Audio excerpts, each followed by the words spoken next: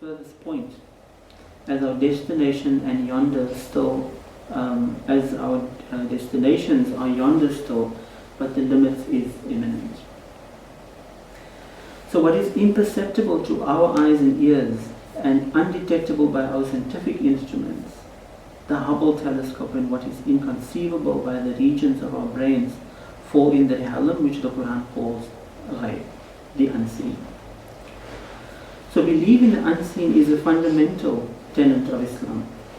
The Quran declares that everything that the Quran declares in the very beginning of the Quran, this is the book in which there is no doubt, a guide for the Allah conscious and for those who believe in the unseen, establishing prayer and spending of what Allah has provided for them.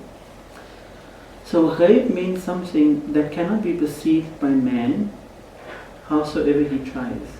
For instance, the reality of God and the time and places of death. This also means that one must reject the notion that what we cannot see does not exist. Because as I said in the beginning, we haven't got the full equation. We only have the equation of our six senses and how we make sense of things as they are. And human mind is sort of always trying to rationalize things. But there's an equation of this ghaib that's missing. And so we're always kept in this puzzle of what if and what and perhaps. This also means that one must reject the notion that what cannot be seen does not exist. This is the contention of the naturalist, which our faith categorically rejects. Humans live in a very small world of their perception and their knowledge. There is an infinite amount of reality beyond the scope of our immediate knowledge. Apart from perception, imagination and speculations, there is another property of our brain which is called rationalization. Rationalization is essential for our survival, and so we do it on a daily basis. We rationalize on a daily basis using our six senses, but do we get satisfactory answers? Not all the time. Because the moment we think our rationalization is rational, someone else comes up with another theory. Because we have not accounted for the concept of ghaib, the unseen. That which cannot be rationalized, but does interface with whatever is happening on this plane, that can only be observed through our six senses. Can we therefore make concluding remarks such as, there is no God, there is no life after death, there is no jinn, there is no angels?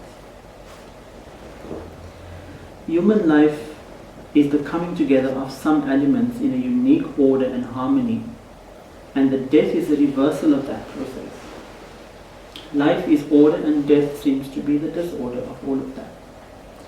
Our bodies are composed of water, some elements like calcium, magnesium and phosphorus, supplied by the earth, carbon supplied by carbon dioxide, a component of air, all compounded into biological matter as energy from the sun, as energy from the sun is added.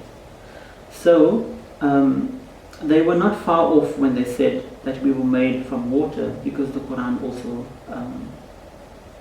proves that our existence is from water. So when we die, our bodies disintegrate and revert back to these elements, dust to dust, water to water, and air to air. So Allah says, it is He who brings out the living from the dead, and He brings out the dead from the living, and He gives life to the earth after it is dead, and thus shall you be brought out once again.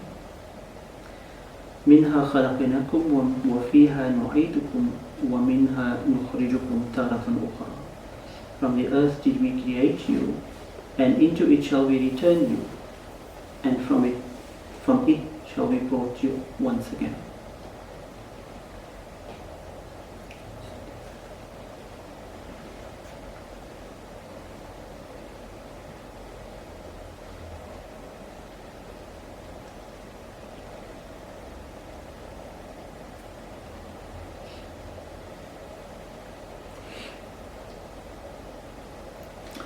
So the mechanical mixing of these elements does not create life.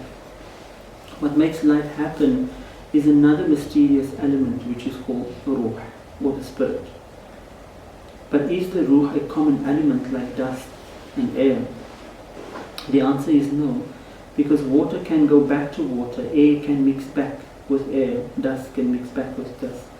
But ruh is something that cannot merge with matter. It has made a human individual different from any other matter that has ever existed, but we do not know the nature of this ruh. The knowledge of this is beyond the realm of the ghaib, belongs to the realm of the ghaib. As Allah says in the Quran, and they ask you about the spirit, this ruh, say, the ruh is the realm of my Lord. Of the knowledge of that, only a little is communicated to you.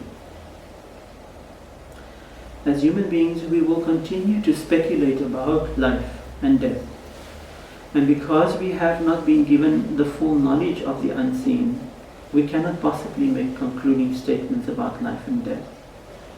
But it is for us as believers to reflect upon the many similitudes and examples in the Quran that will create an understanding of whatever is possible in this plane by simply mixing material and matter.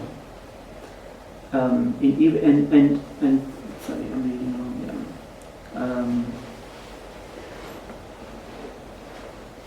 And so if this is possible in this plane, it is more possible for this to happen in the hereafter. Do we have to fear this unseen? I don't think so. Because if you read in the Quran, many times Allah talks about His mercy and His forgiveness and